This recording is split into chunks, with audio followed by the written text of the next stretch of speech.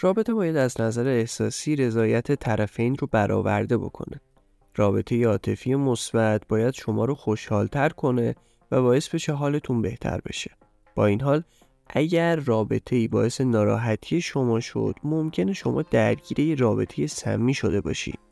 توی این ویدیو 5 تا نشونه مهم رابطه سمی رو بهتون میگیم. 1. عدم اعتماد. یکی از علائم هشدار دهنده رابطه سمی عدم اعتماده. توی این روابط هر حرکت شما زیر سوال میره و نظرات شما اصلا اهمیتی نداره. چنین مواردی از عدم اعتماد متقابل ناشی میشه. وقتی شریک زندگی شما به شما اعتماد نداره، توی تمام مسائل زندگی شما دخالت میکنه و این دخالت‌های زیاد ممکنه شما رو خسته کنه. اعتماد پایه و اساس هر رابطه سالمیه و اگه اعتماد توی رابطه شما وجود نداشته باشه، شما وارد یک رابطه سمی شدی. شماره 2. بی احترامی کردن. احترام گذاشتن به همدیگه علامت یک رابطه سالمه. با این حال توی روابط سمی متوجه میشید که همسرتون از شما بی دلیل انتقاد میکنه یا به شما توهین میکنه.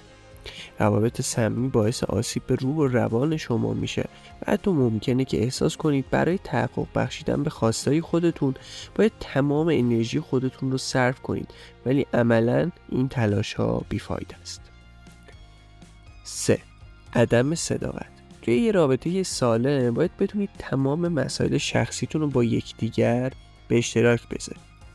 اگر هر کدوم از شما بهونه ها و دروغایی برای مخفی نگه داشتن از همدیگه پیدا کنید، پس به همدیگه اعتماد ندارید. این وضعیت نشون دهنده رابطه سمیه. 4. غم و اندوه همیشگی.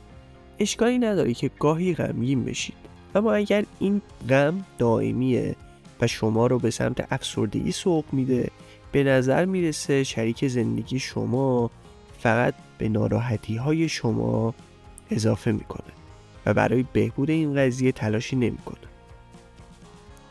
5.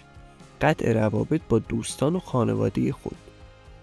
روابط سمی میتونن اونقدر طاقت فرسا باشن که شما مجبور بشید که دوستا و خانواده‌تون رو ترک بکنید و یا اونها رو نادیده بگیرید.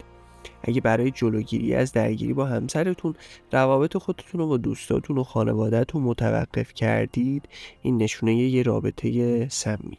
توی کامنت ها لطفاً بهمون بگین دیگه چه علامت هایی برای رابطه های سمی میشناسید که ما اشاره بهشون نکردیم.